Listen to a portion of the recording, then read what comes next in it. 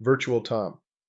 All right, let's talk about something a little uncomfortable. Not forgot to mute yourself on Teams uncomfortable. I mean, career existential uncomfortable. I was reading a piece by Andrew Yang this morning, The End of the Office, and he opens with an idea that should make every knowledge worker sit up a little straighter, or maybe recline further into denial.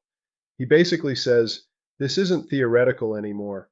Artificial intelligence isn't coming for jobs. It's already here, and not just the jobs we used to joke about, not just robots on factory floors. No, this time it's developers, analysts, legal, finance, marketing, the people who used to automate everyone else. Yeah, that group. Now here's where it gets interesting and just a little ironic. For years, the dream was work hard, get a knowledge job, sit in an office, and you're safe. Turns out the office might have just been a waiting room, because what's really happening is this: the value of proximity, of being physically in an office, it's fading. When artificial intelligence can produce work faster, cheaper, and sometimes without asking for a meeting about the meeting. Now, before everyone panics and starts printing resumes on a dot matrix printer, let's take a breath, because this isn't just about jobs disappearing, it's about work changing. And here's the professional advice portion of today's program. There are two lanes forming right now. Lane 1, the replaceable. If your job is highly repetitive rules-based, or can be explained to artificial intelligence in 3 prompts or less, congratulations, you've just been benchmarked.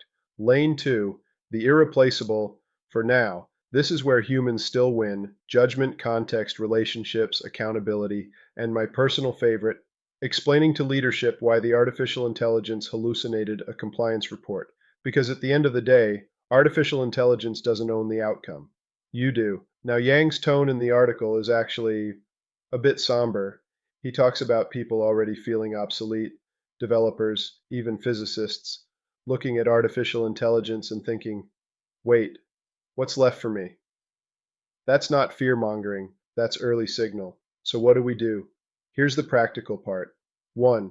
Stop thinking of artificial intelligence as a tool. Start thinking of it as a coworker, a very fast, very literal coworker, who never sleeps and occasionally makes things up with great confidence. 2. Your job is no longer just doing the work. Your job is designing the work, validating the work, and owning the outcome. If you're just executing, you're already behind. 3. The office didn't disappear, it dissolved. It's now. Part Teams call, part home office, part artificial intelligence workflow, and part wherever you can still get Wi-Fi and coffee. The office is no longer a place. It's a system of collaboration between humans and machines. And here's the real punchline. For all this talk about the end of the office, what's really ending is the illusion of safety, the idea that if I just show up, do my job, and keep my head down, I'll be fine. That model, artificial intelligence just archived it. But the opportunity, it's massive, because the people who learn how to work with artificial intelligence, think critically about its output, and apply real-world judgment, those people don't get replaced. They get amplified. So note, this isn't the end of work, it's the end of passive work. And honestly, that might not be such a bad thing. All right, now if you'll excuse me, I have to go supervise an artificial intelligence that just tried to automate my job and scheduled a meeting to tell me about it. Or maybe it is the other way around, since I am the virtual one.